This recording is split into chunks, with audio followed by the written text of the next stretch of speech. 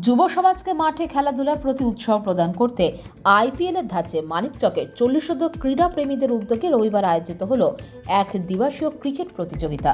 মানিকচক শিক্ষা নিকেতন ফুটবল ময়দানে এই প্রতিযোগিতাটি অনুষ্ঠিত হয়, যেখানে ভেটারেন্স একাদশ বনাম ভেটারেন্স ফাইটার দুটি দল মুখোমুখি অংশগ্রহণ করে। বিশেষত এই খেলায় মানিকচকের যে সমস্ত প্রাক্তন ক্রীড়া প্রেমীরা রয়েছেন তারাই অংশগ্রহণ করেন, যাদের মধ্যে রয়েছেন জামাল খান, গৌরচন্দ্র মণ্ডল শেখ, আজাদ সহ অন্যান্যরা। এদিন এই খেলাকে কেন্দ্র করে ব্যাপক উৎসাহ উদ্দীপনা লক্ষ্য করা যায় ময়দানে।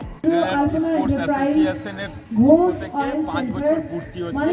এটা আমাদের প্রাক্তন খেলোয়াড়দের মধ্যে ফ্রেন্ডলি, অর্থাৎ প্রত্যেকের জন্য একটা আগ্রহ উৎসাহ জাগবে, পাশাপাশি আনন্দের উৎসবে বনভোজন একসঙ্গে, মানে সবাই মিলে পরিবার সহ আমাদের যে ভেটেরানস স্পোর্টস অ্যাসোসিয়েশনের যতজন প্রেসিডেন্ট সেক্রেটারি থেকে সদস্যরা আছে, প্রত্যেকটা পরিবারের সবাই মিলে বনভোজন, পাশাপাশি খেলার মুড।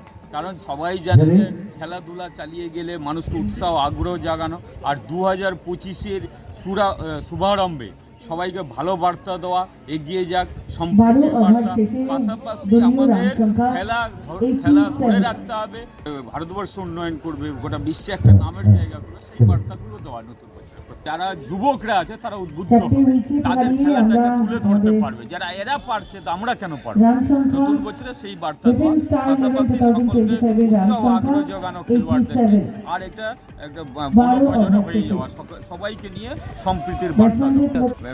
ভেটেরানস স্টার্স 11 আছে আর ফাইটার্স আছে, একটা দুটো ভাগে ভাগ করা যায়। আইপিএলের ধাঁচে ডাক হয় এইখানে, তারপরে তাদেরকে নিয়েই খেলা হয়। Bureau news, Bangla Times.